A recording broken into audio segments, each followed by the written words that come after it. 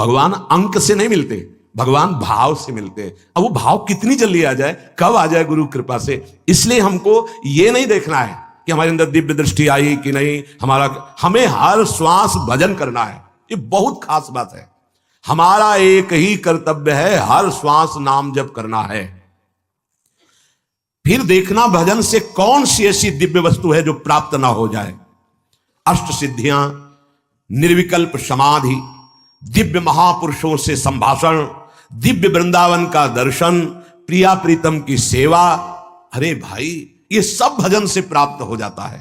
पूज्य बाबा कहे हैं, अरे भक्तों की तो अलग ही सृष्टि हो जाती है, भजन करने वालों की सच्ची दृष्टि बदल जाती है। तो सृष्टि जो हम भाव चिंतन करते हैं वही दिखाई देने लगता है। तो बाबा, ये भक्तों की सृष्टि कैसी हो जाती है?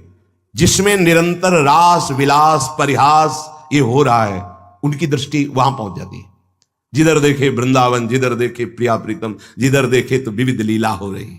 कबहू का निर्मित तरल हिंडोला, झूलत फूलत करत कलोला। कबहू का नौदल सेज रचावें, श्री हरिवंश सुरत रति गावें। सुरत अंत छवि बरन न जाई, नित नित श्री हरिवंश जुगाई। आज संहारत नाहिन गोरी, दिव्य दिव्य झांकियां दिव्य लीलाएं। बाबा, मुझे तो नहीं दिखता ये रास विलास, तुम अंधे हो, तुम्हें कैसे दिखाई दे? किस बात के लिए कहा बाबा अंधे हो? तुम्हारे अंदर प्रेम दृष्टि नहीं। जो सांसारिक दृष्टि वाला होता है वो दिव्य रास कैसे दर्शन कर सकता है?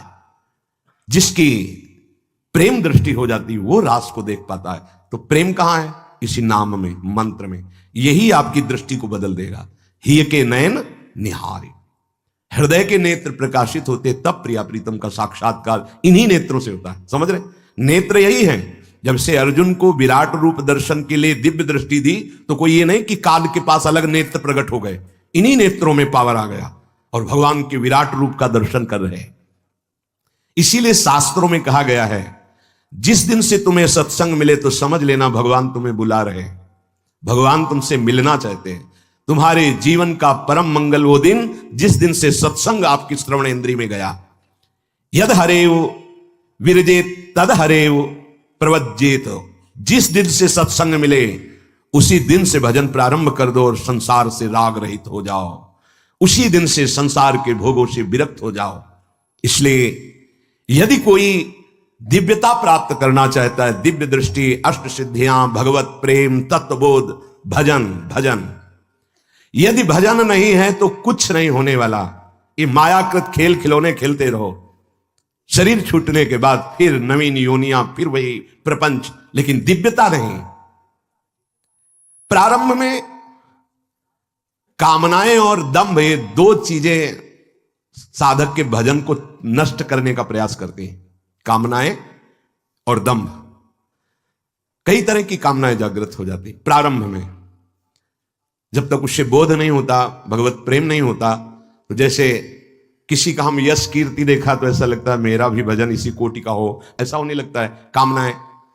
या किसी में हमने दिव्यता देखी तो लगता है मेरे में भी यह सिद्धि होनी चाहिए। अगर भजन में कमी है तो फिर दिखावा शुरू हो जाता है कि लोग हमको भी ऐसा समझे। बहुत विचित्र मन की दशा होती है। इसीलिए संत अनुशासन, जैसे कल सत्संग में था, संत अनुशासन अत्यंत आवश्यक है। प्रारंभ में यदि कोई कामना या दंभ आपके भजन में प्रवेश कर जाए तो जीवन बर्बाद कर देगा। फिर दिखावटीपना, बहुत शास्त्र विरुद्ध आचरण होने लगते हैं। क्या होता है? सीधे हम अपने को अवधूत साबित करना चाहते हैं, सिद्ध कोटि का। अवधूतों महापुरुषों का जीवन आप शास्त्र में पढ़ के देखिए किस कोटि की स्थिति है। कहीं भी विरुद्ध आचरण नहीं मिलेंगे, कहीं भी मनमानी आचरण नहीं मिलेंगे। वो तो शास्त्र सम्मत सिद्ध ही हुआ है, पर दंभ करने वाला ये जान नहीं पाता। वो समझता है मैं ऐसा बाहरी नाटक नौटंकी में 2 घंटे के लिए कोई साधु बन गया तो साधु थोड़ी हो जाता है। वो सिद्ध से कम रोल थोड़ी करता है। स्वांग तो सिद्ध का करता है। तो क्या स्वांग करने से वो सिद्ध हो जाता है क्या? नहीं। तो बाबा कह रहे प्रारंभ में जब भगवत प्राप्ति के मार्ग में कोई चलता है तो ये 2 बाधाएं। पहली है कामना, बचना चाहिए। भगवान कृपा करें सदैव ऐसे साधकों का, संतों का दर्शन सानिध्य दे जो भजन में डूबे हुए हैं। नहीं तो नवीन साधक के अंदर जैसा दृश्य देखते हैं वैसे ही बनने लगता है। ये पता नहीं है कि वो निरपेक्षता की मूर्ति है, उनको इनसे किसी से मतलब नहीं। पर हमारे अंदर अपेक्षा है, अभी अपेक्षा मिटाया नहीं और इसमें चले गए तो फंस जाएंगे। कई तरह की कामनाएं प्रकट हो जाती हैं। जैसे पूज्य उड़िया बाबा जी के मन में आया कि मैं कामाख्या देवी को सिद्ध करूंगा और सिद्ध करके जगत को किसी को भी दुखी नहीं रहने दूंगा। ये मां है, हम ऐसा आशीष प्राप्त करेंगे कि जो दुखी होंगे सबके दुख को हटाएंगे। बाबा का पहला नाम था आर्तत्राण, दुखियों की रक्षा करने वाला। बाबा ने कामाख्या जी गए और वहां मंत्रानुष्ठान किया तो या देवी सर्वभूतेषु बुद्धि रूपेण संस्थिता, तत्काल बुद्धि में जब अनुष्ठान परिपक्व होने वाला था तो आया कि क्या होगा। जैसे युधिष्ठिर जी को सूर्य की बटलोई मिली तो कितने का भरण पोषण कर सकते हैं, अनंत ब्रह्मांड है, क्या मेरी किसी सिद्धि से अनंत ब्रह्मांडों के दुख का दूर नहीं, दुख को दूर करने के लिए यह उपाय ठीक नहीं। बाबा साधन से उठ गए। क्यों? क्योंकि जब सत्य मार्ग में चला जाता है तो वो कहीं फंसने नहीं देगा। तो प्रारंभ में कामनाएं, अगर कामनाएं बढ़ी तो दंभ भी आ जाता है। ये दो चीजें यदि ना हो तो भजन बहुत जल्दी परिपक्व हो जाए, कामना और दंभ। तो आप कहेंगे बिना कामना की जीवन कैसा? जब आप कामना नहीं करेंगे तो आपके इष्ट अपने आप व्यवस्था करेंगे। भगवान कह रहे ना योगक्षेमम वाम्यम, आपको चिंता नहीं करनी। सच्ची बात, एक बार निश्चिंत होकर देखिए ना, प्रभु के भरोसे में होके तो देखिए ना। आपको पता नहीं कि आपको आगे क्या आवश्यकता है, चाह बाद में पैदा होगी, सामग्री पहले आ जाएगी, व्यवस्था पहले हो जाएगी। पर उपासक भरोसेमंद हृदय वाला हो ना, दृढ़ भरोसा हृदय में हो कि मुझे कामना नहीं करनी। देखेंगे कैसी परिस्थिति आती है, प्रभु देखेंगे। दूसरा दम्भ, जो अंदर है नहीं वो नहीं करना चाहिए। जैसे चार लोग दर्शन करने के लिए आ रहे, वैसे तो ऐसे बैठे थे, ये दंभ कहा जाएगा। आप क्यों संभले? यदि संभले बैठे होते तो संभले होते, दर्शन करने आ रहे हैं बोल, ये क्यों किया? क्यों किया? अगर ऐसे ही बैठे होते तो ऐसे बैठे होते, जैसे थे वैसे ही, कोई नाटक नहीं, दम्भ नहीं। अरे माला लो, माला गए माला डाल के बैठ गए। कोई भी बनावटी, कोई भी दिखावटीपना साधक के जीवन में नहीं हो। बाबा बहुत उच्च कोटि के महापुरुष। प्रारंभ में साधक को ये दो बाधाएं ज्यादा सताती हैं। साधक को पहले तो सब बाधाएं बाधाएं, जब साधना में चला तो दो बाधाएं, एक कामना किसी सिद्धि आदि की और या एक दंभ दिखाने आदि का। महापुरुषों का जीवन बड़ा निरपेक्ष पाया गया। हम बार बार उनका स्मरण करते हैं, उनके चरणों की वंदना करते हैं। पूज्य स्वामी श्री सुरेशानंद जी महाराज, तरी गंगा के किनारे, वो नैमिषारण्य की मंडली कुछ दिन साथ रहे तो मंडली के सहित गए और इतने आनंदित, दिगंबर रहते थे। जब कोई माता बहन आ जाती थी तो एक अचला ऐसे डाल लेते थे, ऐसे बस, पूरा प्रकृति का वार खुले शरीर से सहते। धन्य है ऐसे महापुरुष, मतलब हृदय आनंदित हो जाता है उनका स्मरण करके। और सब संतों को गुरुजी बोलते थे, आओ गुरुजी, आओ गुरुजी। सब बैठे, गांव के लोगों को बुलवाया, पुआ, गुलगुला, खीर, कचौड़ी ऐसे पदार्थ बनवाए, खुद परोसते जा रहे हैं। और हमारी नवीन अवस्था तो महापुरुषों पर दृष्टि रहती थी, उनके आचरण, उनका बोलना, उनका देखना, उनका बैठना, क्योंकि खोज थी हृदय में कि बड़े महापुरुषों का कैसा आचरण होता है, कैसा चिंतन होता है। खूब सबको बार बार, अरे आप और लीजिए और लीजिए, सबको पाया, पा लिए। सब तो अपने अपने आसन पर विराजमान। हमारे की महाराज जी का निवास स्थान कहाँ है? तो कहा वो यहाँ तो नहीं, वो पीछे गुफा है उसमें रहते हैं, उनका जाने में कोई निषेध तो नहीं। बोले संतों के लिए क्या निषेध है? चुपके से गए, शाम के गए थे तो वही 8 बजे लगभग प्रसाद सबको मिला, अंदर गए तो अंदर जो दृश्य देखा होश उड़ गए। दिगंबर, ठीक कुशासन, कुछ नहीं, केवल कुशासन, और हाथ में भरता आलू आदि का जो भी हो, और 2 रोटी हाथ में, ऐसे कोई पात्र नहीं, कोई वस्त्र नहीं। हमारे होश उड़ गए कि गुलगुला, पुआ, खीर ये सब संतों को पवा के महाराज जी ऐसे। तो कहा महाराज, वो आओ आओ गुरुजी, ऐसे सब संतों को गुरुजी कह।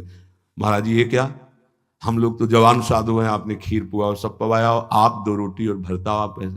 अरे गुरुजी हमारे नसीब में कहाँ लिखा है? वो कह रहे हमारे नसीब में कहाँ लिखा है? बोले देखो गुरुजी हम तो छोटे बच्चे साधक है ना, साधना ऐसे। उन महापुरुषों का चरित्र जो उम्र 75 वर्ष की लगभग, सिद्ध महापुरुष क्या कह रहे, हम तो छोटे बच्चे साधक है, अगर हम खीर पुआ पाएंगे तो, मतलब क्या कह रहे, उपदेश कि अभी छोटे बच्चे हो, खीर पुआ में मत फंसो।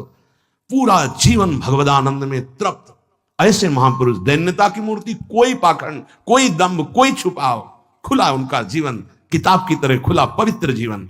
इसीलिए साधक को प्रारंभ में इन दो से सावधान रहना चाहिए। पहला कामना और दूसरा दंभ। दंभ माने दिखावटीपना नहीं होना चाहिए किसी भी स्थिति, जैसे आप हैं। अच्छा, कोई राजी भी हो गया तो क्या देगा? नाशवान वस्तु। इसके लिए तुम निकले हो, वो तो तुम्हारे प्रारब्ध में होगी, तुम्हारे इष्ट अपने आप दे देंगे। तुम्हें दंभ करने की जरूरत क्या है?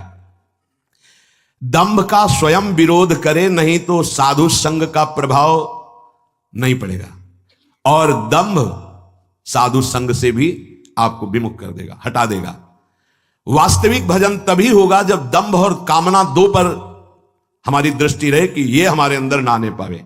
दिखावटीपना और कामना। दंभ ये बहुत विचित्र होता है। दंभ बनावटी जीवन ये इतना प्रिय लगने लगता है कि वही सत्य भासने लगता है। दंभ ही सत्य भासने लगता है। ये बहुत छुप के आता है। ये भक्ति को भी रोग लग जाता है दंभ, ये ज्ञान को भी लग जाता है। ये रोग है सतमार्ग का, दंभ। इसलिए भजन करने वाले को इस दंभ से बहुत बचना चाहिए। भजन जहां दंभ लगा तो दिखावापन हो सकता है, लेकिन परमानंद के अनुभव का मार्ग नहीं बन पाया। ये बहुत कड़वा है परमार्थ के लिए। स्वार्थ के लिए तो मीठा लगने लगता है क्योंकि चार लोग प्रभावित हो जाते हैं, पर सत्य मार्ग से भ्रष्ट हो जाता है पक्का। सत्य मार्ग से भ्रष्ट बिना परिपक्व अवस्था आए साधक को पहले अपनी इंद्रिय और मन पर काबू करके भगवत प्राप्ति करनी चाहिए। फिर ये भगवान जो सेवा दे वो बात अलग है। ऐसे सेवा में, प्रपंच की सेवा में नहीं उतरना चाहिए जब तक भगवत प्राप्त ना हो जाए पक्का। तुम भगवत दर्शन की चिंता मत करो, पूज्य बाबा कह रहे, तुम भगवत भजन की चिंता करो कि भजन न छूटने पावे। यही जीवन में लक्ष्य रहा है और यही ग्रंथ बाल्यावस्था से हमारा आदर्श रहा है जिसको आप सुन रहे हैं। तुम भगवत दर्शन की चिंता मत करो, तुम भजन की चिंता करो, भजन न छूटने पावे। किसी प्रकार यदि आपका निरंतर भजन बन गया तो माया छूट जाएगी, और जब तक माया नहीं छूटती तो दो बने रहते हैं, हम और ईश्वर। और जब तक हम और ईश्वर हैं तब तक माया गिराती रहती है। हम और ईश्वर अपनी उस दिना रही एक रहे हो नंदलाल, अपनी उस दिना रही एक रहे हो नंदलाल। भक्ति और एक सर्वम खलविदम ब्रह्म ने नानास्ति किंचन, एको ब्रह्म द्वितीयो नास्ति, ज्ञान। ये जो दुनिया की बातें करते रहते हैं, ना ज्ञानी होते हैं, ना भक्त होते हैं, प्रपंची होते हैं, त्रिकाल में भगवदानंद नहीं प्राप्त कर सकते। जो दुनिया की बातें करते रहते हैं, इधर की बात, उधर की बात, इस पार्टी की बात, उस पार्टी की बात, द्वंद्वों की बात, प्रपंच की बात, कभी भगवत प्राप्ति नहीं हो सकती। ये दुनिया का प्रपंच वर्णन करने वाले ना ज्ञानी होते हैं, ना भक्त होते हैं, ना त्रिकाल में इनको भगवदानंद मिलेगा। तुम तो भैया भगवान नाम को अखंड रूप से पकड़ लो, पूज्य बाबा करें। बस इस दुनिया का चिंतन ना होने पावे। श्वासा पलटे नाम बिन तो धिग जीवन संसार। अगर एक भी श्वास नाम के बिना जाए तो तुम्हारे अंदर जलन पैदा हो जाए। धिक्कार है, श्वास खाली कैसे चली गई। देखो भैया, चाहे ज्ञान हो या भक्ति, ये कोई खिलवाड़ की चीज नहीं है। ज्ञानी या भक्त कभी प्रपंच की बात नहीं कर सकता, पहचान है। ये केवल बाबा के शब्दों में कह रहे हैं। आवारा बुद्धि वाले ही दूसरों की निंदा स्तुति और प्रपंच किया करते हैं, न ज्ञानी न भक्त। अरे जिसको ये मालूम है कि संसार दुखालय है, वो क्यों इसका चिंतन करेगा, चाहे भक्त हो या ज्ञानी। जब हमें मालूम है कि हमको इस दुख में, संसार में नहीं फंसना, नित्य सच्चिदानंद सुख में जाना है, तो हम उसका चिंतन करें। जहां में जाना है